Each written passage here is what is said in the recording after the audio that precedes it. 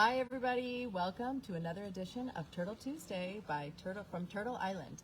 I'm Shannon DeRusso. I am our veterinarian here, and I'm starting out our week again with one of our most adorable hatchlings. This is called a Maurenia petersi, or an Indian-eyed turtle. You can see the pattern on its shell. It just hatched yesterday, I believe. And so it hasn't eaten yet, and it's still in the shape of the egg. You can see this kind of elongated structure. They're only counted as vulnerable by the International Union of the Conservation of Nature, and that's probably because there really aren't any studies being done.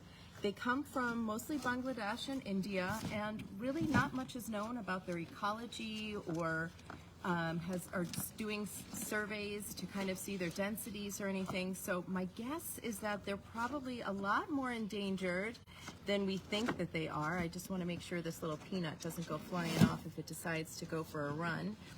And we are not the first organization to breed these, to be able to successfully breed these, but we are the only organization which is constantly being able to breed them. There was one friend of ours in Germany who bred them the first time, but he did that once. So Sebastian, we gotcha. We are still actually breeding them, as you can see, and we're actually having offspring now from our first hatchlings that we had. So our first captive breeding success, we now have new babies from them. So I'm gonna put this little peanut back in its water, and this was our hatchling of the week. We have multiple hatchlings, but this one is just so special since we're the only ones breeding them on a consistent basis. We are going to go into our next portion of our series this week, which is even more fun, which is a lesson in German. So, as you can see on my t-shirt here, I know everybody thinks German is so much fun. So, we have Ein Leben ohne Schildkröten ist möglich, aber sinnlos. With this turtle here with the red section, on a red cheek here. That is so helpful, thank you. So, what this says is, a life without Schildkröten. Kröte is a toad, and this is a shield. So we're basically, in German, a turtle is a shield, a toad with a shield. So, very, very literal. And then is possible but pointless. So life without turtles is possible but pointless, of course. And in the center is our turtle of the week, which is the red-eared slider. And shirts like this are fun, but they actually promote the sales and ideas of having these turtles as being a good idea. And what I'm talking about here is the red-eared slider, or all invasive species. You're very loud there, cute peanut here. So basically, the red-eared slider is, this is not a red-eared slider. And the reason that this is not a red-eared slider is that they are illegal in the EU. This is what, to breed, sell, trade, and so this is probably the next invasive species, one to be on the invasive species list. It's called a Pseudemes floridana, or what we call a Florida cooter in the United States. They actually grow bigger than the red-eared slider, but I just kind of wanted to show, because they're a similar look and from a similar area, and they can actually, as I said, they grow bigger than the red-eared slider.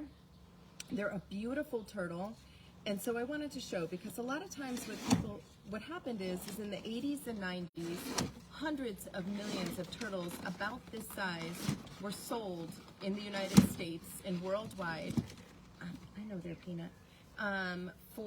As pets. People gave them away. If you went to your county fair, you know, your kid goes and plays a little game and they get a turtle, and you think, oh, this is so adorable. Look at this beautiful little turtle. My child will learn something about taking care of an animal. But what what a lot of people unfortunately didn't consider was that this turtle can eventually become this turtle. And these turtles often bite. They're very large. Most people do not have the facility to take care of a turtle like this. And so what has happened is people, thinking that they were helping out the turtles, just released them into ponds and lakes and rivers. And since they are larger and more aggressive and omnivorous, meaning that they'll eat just about anything, they compete the natural species for food, for nesting areas, for basking areas, which are areas that the turtles can get out of the water and be able to get sun, which is extremely important for their health, for their shell health, for their skin health, so that they don't get any fungus or disease. And these turtles live through just about anything. And so they have taken over. They are listed in the world's worst 100 invasive species. They are listed on that list. They are considered invasive in the EU. As I said, you're not allowed to trade them, breed them, or sell them. And so what happens is, like, we are a rescue center in Europe, in Austria.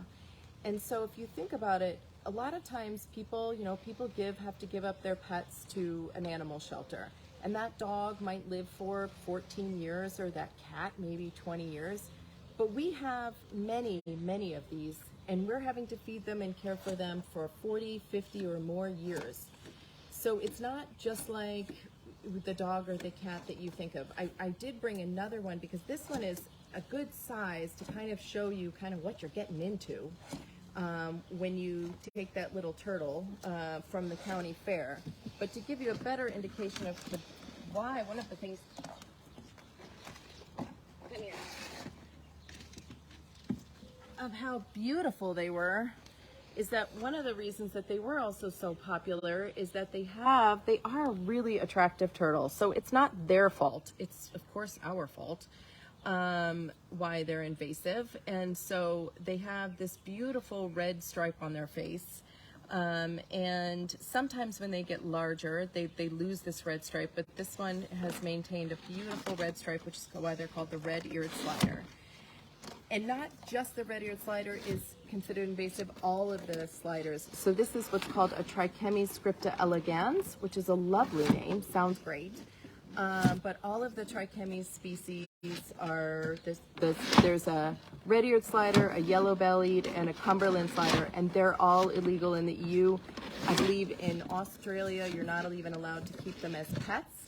I believe Japan also has them illegal.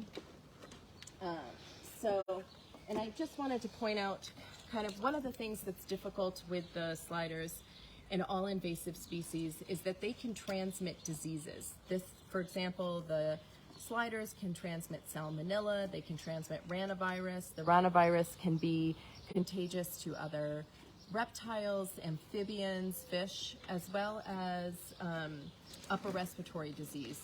There was, and when I was in the United States and I was near Joshua Tree National Park, I saw this picture, and this is an ad that somebody had put out that said that their tortoise was lost.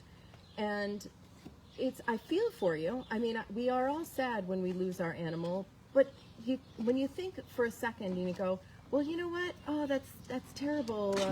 My tortoise happened to slip under the fence and escaped. But you know what? You might have just actually killed thousands and thousands of animals because these animals can transmit diseases that the native population can't have, is much more susceptible to.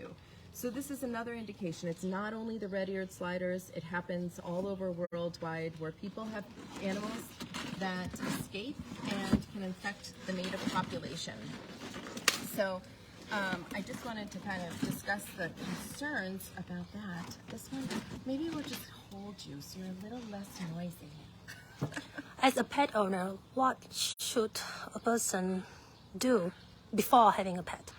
So I think it's really important that you think about how long you're going to be able to keep this pet for, how much space you have, and how much time you have. There are lots of animals that can be adopted as an animal shelter. We have multiple other turtle and tortoise species that can be adopted. Lots of other animal shelters have other animals that can be adopted. I would not recommend getting anything that is on the invasive species list, just in case. And I also just think about how long are you going to be able to keep this animal for the next 40 or 50 years, and to have an animal this size, do you have the space of an aquarium for this animal? So those are all things to consider. Please, if you see a red-eared slider in a local pond or lake, call Fish and Wildlife Service or your local animal control or whatever organization you have that could be able to get that animal out, because they reproduce very quickly and can take over an area and really destroy the habitat for the other animals. Also, and I just want to let you guys know, I think we've got that covered. Yes, you want to go back to your water.